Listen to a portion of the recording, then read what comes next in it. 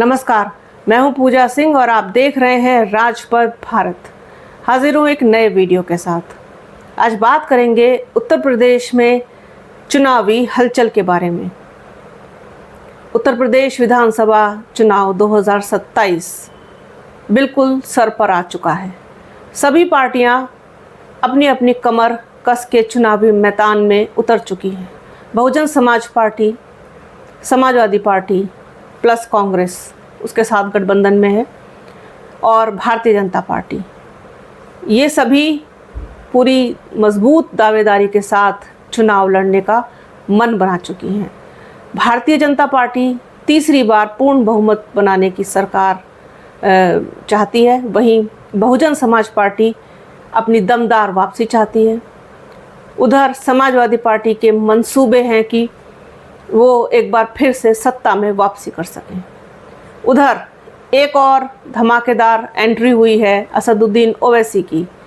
बहराइच के मटेरा से उन्होंने अपना चुनावी बिगुल बजा दिया। कल उन्होंने जनसभा की और पहला प्रत्याशी भी घोषित कर दिया। बड़ी संख्या में सीटों पर उत्तर प्रदेश में चुनाव लड़ेंगे असदुद्दीन ओवैसी। कुछ पॉइंट्स हैं, मैं आपको वो बता देती हूँ, उससे आपको थोड़ी चीज़ें समझने में आसानी होगी। पहली चीज़ जो मुझे सबसे इम्पॉर्टेंट लगी वो ये कि असदुद्दीन ओवैसी गठबंधन में जाना चाहते हैं, गठबंधन करना चाहते हैं। अब उनके पास चॉइसेस तो हैं ही हैं, लेकिन दूसरे लोग कितनी इम्पोर्टेंस देते हैं ये भी देखने वाली बात है। क्या बहुजन समाज पार्टी ओवैसी के साथ गठबंधन करेगी या फिर समाजवादी पार्टी? कौन ओवैसी को अपने साथ लेगा? जिस तरीके से बहुजन समाज पार्टी के बारे में बात की जा रही है, चर्चा की जा रही है, सभी लोग जो विशेषज्ञ हैं, जो राजनीतिक विश्लेषक हैं, जिनको बहुत ज़्यादा समझ है राजनीति की, साथ ही साथ जो बसपा पर पैनी नज़र रखते हैं, साथ ही साथ मैं बात करूं कार्यकर्ताओं की, समर्थकों की भी, तो वो सभी लोग ये चाहते हैं कि बहुजन समाज पार्टी गठबंधन में जाए। या तो वो असदुद्दीन ओवैसी की पार्टी अमीम के साथ गठबंधन कर ले या फिर कांग्रेस के साथ। हालांकि कांग्रेस अभी तक समाजवादी पार्टी के साथ गठबंधन में है। कोई औपचारिक आधिकारिक बयान नहीं आया है कि हम समाजवादी पार्टी के साथ नहीं लड़ेंगे। हालांकि अटकलें बहुत लगाई जा रही हैं अभी भी कि कांग्रेस अलग हो सकती है, समाजवादी पार्टी के साथ नहीं लड़ेगी। फिलहाल ऐसा होता हुआ कुछ भी दिखाई नहीं दे रहा है। उधर ओवैसी खुला ऑफर देते हैं, हम गठबंधन में आना चाहते हैं बशर्ते हमें पूरी इज्जत मिले, हमको बराबरी का दर्जा मिले, इज्जत मिले और किसी भी तरीके से कमतर ना आंका जाए। जायज़ सी मांग है बहुत उनकी, कोई इसमें इतना बड़ा पेच नहीं फंसने वाला है। अब बहुत से लोग कह रहे हैं कि समाजवादी पार्टी के पाले में गेंद डाल दी उन्होंने। कैसे डाल दी? ये बात कैसे कह सकते हैं कि समाजवादी पार्टी के पाले में डाल दी? क्या पता ये इशारा बहुजन समाज पार्टी की तरफ हो। समाजवादी पार्टी उनको लेगी, कांग्रेस को सीटें देने में वैसे ही समाजवादी पार्टी का दम निकल रहा है। उधर ओवैसी भी सीट मांगेंगे, तो ये अपने आप आपस में त्रिकोण बना लेंगे। हाँ, ये ज़रूर हो सकता है कि जैसे कि ओवैसी से जब मीडिया ने बात की, तो एक चीज़ और बता दूं आपको, तो उन्होंने मीडिया ने पूछा उनसे कि मुस्लिम समाज तो उत्तर प्रदेश में समाजवादी पार्टी के साथ है, तो फिर ऐसे में आपकी पार्टी कहाँ स्टैंड करती है? तो उन्होंने साफ तौर पर थोड़ा सा अनईजी हो गए, वो थोड़े से नाराज़गी के लहजे में बोले कि कोई किसी के साथ नहीं है और ये सब तो समय बताएगा कौन किसके साथ है। डेफिनेटली ओवैसी के साथ मुस्लिम आएंगे, क्योंकि जो नाराज़ हैं समाजवादी पार्टी से कई मसलों को लेकर के। अब मैं यहाँ मसले नहीं बताऊंगी क्योंकि वो फिर बहुत लंबा वीडियो हो जाएगा। मुझे आज बात सिर्फ और सिर्फ ओवैसी पर करनी है, गठबंधन पर करनी है। तो वो वैसे ही नाराज़ हैं, तो डेफिनेटली असर तो डालेंगे ओवैसी, जैसे कि उन्होंने बिहार की कई सीटों पर डाला। और फिर एक अच्छी स्थिति में तो अमीम है ही है इस वक्त, इसमें कोई दो राय नहीं है। अब कहने वाले तो इनकी पॉलिटिक्स के बारे में बहुत कुछ कहते हैं, मैं आगे बताऊंगी जो एक्सपर्ट्स कहते हैं। लेकिन असदुद्दीन ओवैसी के उत्तर प्रदेश में पूरी तरीके से औपचारिक रूप से एंट्री कर लेने के बाद, गठबंधन का खुला ऑफर देने के बाद, अब निगाहें बहुजन समाज पार्टी की तरफ टिकी हुई हैं सबकी कि क्या बहुजन समाज पार्टी असदुद्दीन ओवैसी को कहना चाहिए कि वेटेज देगी या नहीं देगी, या अपने अकेले ही लड़ने के स्टैंड पर रहेंगी। ये सारी चीज़ें तो खैर आगे आने वाले वक्त में पता चलेंगी। 2027 के चुनाव की जो पटकथा है उसके पन्ने एक एक करके रोज़ पलटे जाएंगे और रोज़ कुछ ना कुछ नया निकल के सामने आएगा आपके और हमारे। अभी कुछ भी कहना बहुत जल्दबाजी होगी, क्योंकि जैसे ही अगर बसपा जाती है किसी के साथ गठबंधन में तो वो थोड़ा अभी टाइम लेगी, क्योंकि अगर अभी से उसने अपने पत्ते सारे खोल दिए तो फिर एक कहना चाहिए कि मैं तो उसको मानती हूँ कि खोल ही देने चाहिए। तो इससे क्या होता है ना, माहौल बनेगा आपके खिलाफ, आपके फेवर में माहौल बनेगा और लोग आप पे और ज़्यादा विश्वास कर पाएंगे। एक तो मुस्लिम समाज आपके साथ जुड़ेगा, दूसरा आपका खुद का वोट बैंक है वो आपके साथ टिका रहेगा। इसके अलावा जो आपसे छिटक गया है वो वापसी कर सकता है। बसपा सुप्रीमो मायावती को, बसपा को फ़ायदा हो सकता है असदुद्दीन ओवैसी के साथ जाने से। हालांकि बहुत रिलायबल लोग नहीं मानते हैं असदुद्दीन ओवैसी को, तो फिर ऑप्शन क्या बचता है? अभी कांग्रेस ने उधर दामन छोड़ा नहीं है समाजवादी पार्टी का, बसपा अभी अकेले लड़ने के स्टैंड पर है। ऐसे में ऑप्शन क्या बचता है? मेरे हिसाब से जहाँ तक मैं देख पाती हूँ वो असदुद्दीन ओवैसी, पल्लवी पटेल, स्वामी प्रसाद मौर्य और आपका ये 3 लोग अगर ऐसे हैं, क्योंकि ओम प्रकाश राजभर तो अभी पूरी तरीके से वो बहुत हैप्पी हैं भारतीय जनता पार्टी के साथ, तो उनका तो आने का भी कोई प्रश्न नहीं उठता। लेकिन ये 3-4 लोग हैं और भी 2 क्षेत्रीय और छोटे छोटे होंगे, वो साथ आ जाएं तो एक बड़ा अच्छा कॉम्बिनेशन बन सकता है और बसपा त्रिकोणीय मुकाबला बना देगी। अगर त्रिकोणीय मुकाबला बना दिया बसपा ने तो फिर डेफिनेटली फ़ायदा बसपा को होगा, इसमें कोई दो राय नहीं है। तो यूपी में चुनावी हलचल शुरू हो चुकी है और AIMIM चीफ असदुद्दीन ओवैसी ने बहराइच से चुनावी अभियान की न सिर्फ शुरुआत की बल्कि पहले प्रत्याशी का ऐलान भी कर दिया। ओवैसी ने भाजपा को हराने के लिए गठबंधन की बात करके भाजपा विरोधी खेमे में खलबली मचा दी। इनका इशारा है आपका भारतीय जनता पार्टी के इतर जो है समाजवादी पार्टी और कांग्रेस से। गठबंधन सपा से करेंगे वो या बसपा से, इस पर कुछ भी उन्होंने टिप्पणी नहीं की है।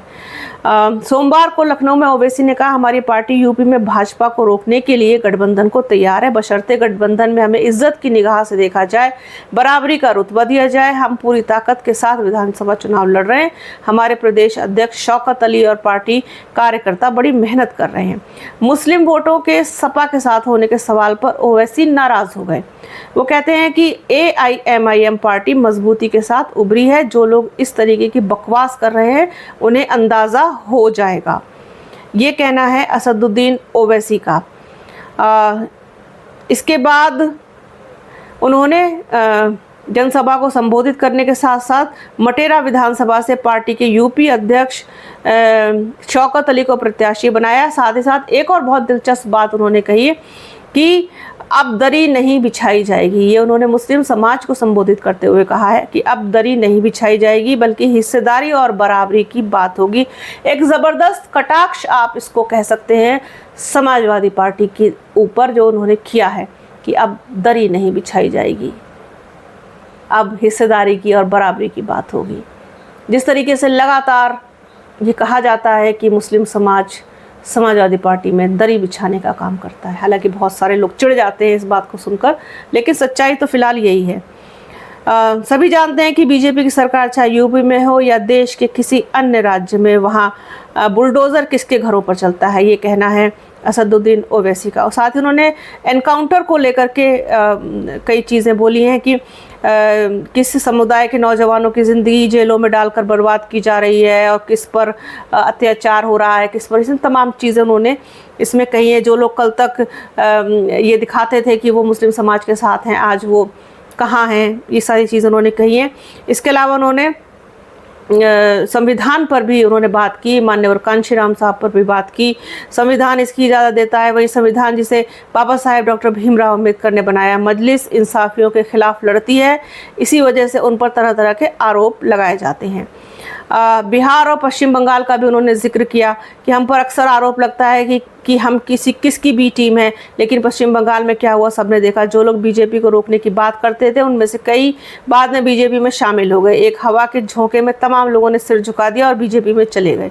सपा और अखिलेश यादव ने पश्चिम बंगाल में ममता बनर्जी का समर्थन किया था, लेकिन वहाँ भी कई नेता लाइन लगा करके बीजेपी में चले गए। बिहार में हमारे विधायकों को तोड़ने की कोशिश की गई, लेकिन इसके बावजूद हम दोबारा जीत करके आए। ओवैसी ने कहा कि इंसाफियों के खिलाफ मजलिस और ओवैसी लड़ते हैं, यही वजह है कि हम पर तरह तरह के आरोप लगते हैं। लेकिन मैं कहता हूं कि आरोप लगाने वाले जितने आरोप लगाते रहें, हम मर जाना पसंद करेंगे, लेकिन कभी भी अपने ईमान का सौदा नहीं करेंगे। इसके अलावा ओवैसी ने बहराइच में मटेरा को ही क्यों चुना, इसके दो कारण हैं। पहला, मटेरा विधानसभा मुस्लिम बहुल क्षेत्र है। इस सीट पर मुस्लिम मतदाताओं की आबादी लगभग 45% है। यहाँ पर 3.5 लाख कुल वोटर्स हैं, जिनमें से 1.5 से 2.25 लाख मुस्लिम वोटर्स हैं। सपा का लगातार 3 चुनाव इस सीट पर कब्जा रहा है। वर्तमान में सपा की मरिया शाह यहाँ से विधायक हैं। इससे पहले उनके पति यासर शाह भी 2 बार इस सीट से विधायक रह चुके हैं। और दूसरा कारण है कि बहराइच में जो गाजी मियाँ की मज़ार है वो उसमें बनाई गई बहराइच में मटेरा इलाके से लगे क्षेत्रों में सालार मसूद गाजी की दरगाह का प्रभाव है। सैयद सालार मसूद गाजी की दरगाह पर लगने वाले जेठ के मेले और सालाना उर्स पर रोक लगा दी गई थी। मामला हाई कोर्ट पहुंचा था, जहां से मेले और उर्स पर से रोक हटा दी गई थी। तो ये 2 वजह हैं जो उन्होंने मटेरा को चुना वहाँ पर और जनसभा को वहीं पर संबोधित किया। इसके अलावा अब एक्सपर्ट्स क्या कहते हैं। एक्सपर्ट्स कहते हैं, सीनियर जर्नलिस्ट राजेंद्र कुमार के हिसाब से यूपी में 2022 में 95 सीटों पर अमीम चुनाव लड़ी थी। इस चुनाव में उसे 4.5 लाख से ज़्यादा वोट मिले थे। सभी सीटों पर जमानत जब्त हो गई थी। ओवैसी भले ही एक भी सीट नहीं जीत सके हो, लेकिन कई सीटों पर सपा प्रत्याशी की हार का अंतर अमीम को मिले वोटों से कम था। यानी मुस्लिम वोटों का बंटवारा नहीं हुआ होता तो कई सीटें ऐसी थी जहां सपा को जीत मिल सकती थी। यानी कि सीधे सीधे मुस्लिम वोटर्स पर वो प्रभाव डालेंगे, डेफिनेटली डालेंगे जिन सीटों पर लड़ेंगे। और जब नगर निगम के चुनाव हुए थे, आप लोगों को याद होगा, तो उसमें कई सीटें ऐसी थीं जहाँ पर अमीम बहुत अच्छा लड़ी थी। आप मेरठ की सीट का जिक्र कर लें तो वहाँ पर अमीम दूसरे नंबर पर आई थी और कई सीटों पर उन्होंने अच्छा परफॉर्मेंस किया था। इसके अलावा ये कहते हैं कि वो ब्लैकमेलिंग की राजनीति करते हैं, कुछ सीटों पर नुकसान ज़रूर कर सकते हैं, इस तरीके की तमाम बातें हैं। इसके बाद वो आगे कहते हैं कि ओवैसी ने आज तक भाजपा को हराकर एक भी सीट नहीं जीती है। जिस राज्य से रहते हैं वहाँ भाजपा नहीं है। बिहार में जिन सीटों पर ओवैसी की पार्टी जीती है वे राजद की सीटें हुआ करती थी। ऐसे में यूपी की राजनीति कामयाब नहीं रही है, लेकिन गठबंधन करने से सपा को कोई फ़ायदा नहीं होगा, नुकसान ही होगा। ये कहते हैं राजेंद्र कुमार जो सीनियर जर्नलिस्ट हैं। इसके अलावा उनका ये भी कहना है कि बसपा से अगर गठबंधन करते हैं तो ओवैसी के लिए फ़ायदेमंद रहेगा, क्योंकि बसपा के पास फिलहाल खोने के लिए कुछ नहीं है और ओवैसी के आने के बाद कुछ सीटों पर बसपा को फ़ायदा हो सकता है, क्योंकि मुस्लिम जो वोट है वो अमीम की तरफ मूव कर सकता है और उनके साथ आ सकता है। इसके अलावा बसपा का अपना वोट तो मिलकर के, मैंने जैसे आप लोगों से जिक्र किया कि और दूसरे दल भी आ जाएं तो एक अच्छा त्रिकोणीय मुकाबला तैयार हो सकता है। इसके अलावा उन्होंने तमाम और मुद्दों पर बात की है, जो जिस तरीके से मुस्लिम समाज के जो और दूसरे मुद्दे हैं, जो उनके मसले हैं, उस पर बात की है। मेन चीज़ जो ये थी कि गठबंधन वो करना चाहते हैं भारतीय जनता पार्टी के विजय अभियान को रोकने के लिए। तीसरी बार बीजेपी की पूर्ण बहुमत की सरकार उत्तर प्रदेश में ना बने, ये उनका मकसद है और इसके लिए वो किसी के साथ भी गठबंधन कर सकते हैं। अब किसी में कौन है, या तो समाजवादी पार्टी है या फिर बहुजन समाज पार्टी है। बहुजन समाज पार्टी एक ऐसा मजबूत पाला है कि जिसमें आकर के, जिसके साथ आकर के उनको फ़ायदा ही होगा, नुकसान नहीं। उधर बसपा को भी फ़ायदा होगा। अब सारी चीज़ें, सारा दारोमदार बसपा सुप्रीमो मायावती के ऊपर आकर टिकता है कि वो क्या निर्णय लेती हैं, क्या फैसला करती हैं।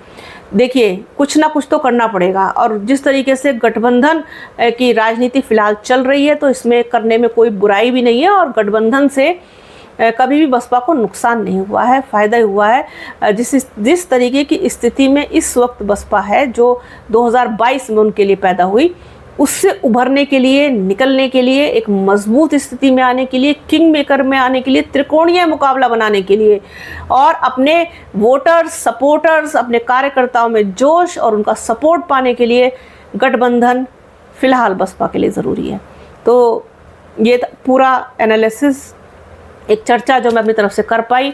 हमारे एडिटर सर मुहर्रम में अपने गांव गए हुए हैं, तो मैं आप लोगों के बीच डेली कोशिश करूंगी आने की।